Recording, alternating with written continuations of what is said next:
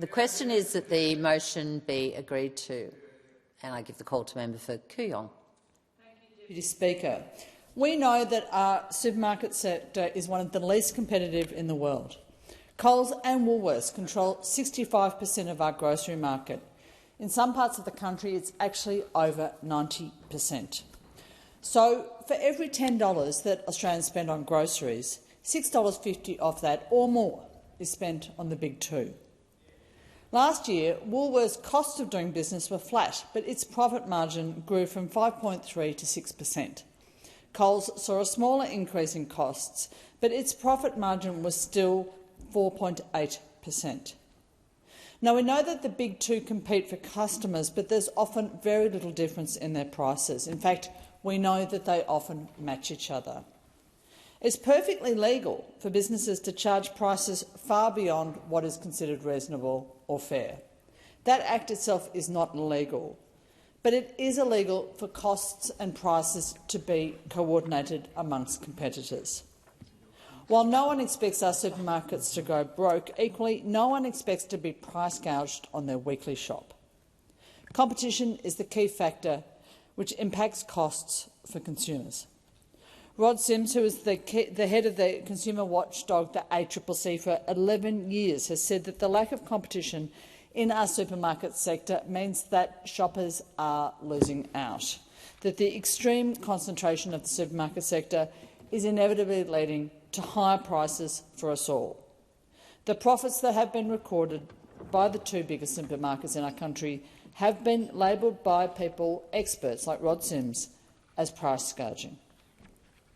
I've also heard from grocery suppliers and brand producers that they are being expected to fund specials and promotions of the supermarkets, as well as their in-house advertising and promotions, that the supermarkets control the supply chains and that the primary producers are effectively at their mercy and they are struggling. We've also heard recently of the land banking tactics of Coles and Woolies. This was one of the contributing factors to German supermarket chain Kaufland abandoning plans to enter our Australian market in 2020. We've heard from consumers that advertisements regarding locked prices are misleading, that advertisements regarding discounts are inaccurate, that sizes of packets are shrinking at the same time that prices are going up. Now, this government currently has half a dozen inquiries nationally running on the supermarket chains and how they deal with both their suppliers and their customers. But in a cost of living crisis, customers don't have time for those inquiries to report, and we've seen time and time again how many government inquiries go nowhere. We know it's been clear for some time that the Food and Grocery Code should be made mandatory. Membership of retailers should be enforced, and the rules of the Food and Grocery Code should apply to all retailers. There have been suggestions from both sides of the political spectrum that the ACCC should be given powers as a matter of urgency to enable it to compel customers to reduce their control of markets. Increasing supermarket competition won't necessarily improve farm gate prices, but it will improve them for consumers.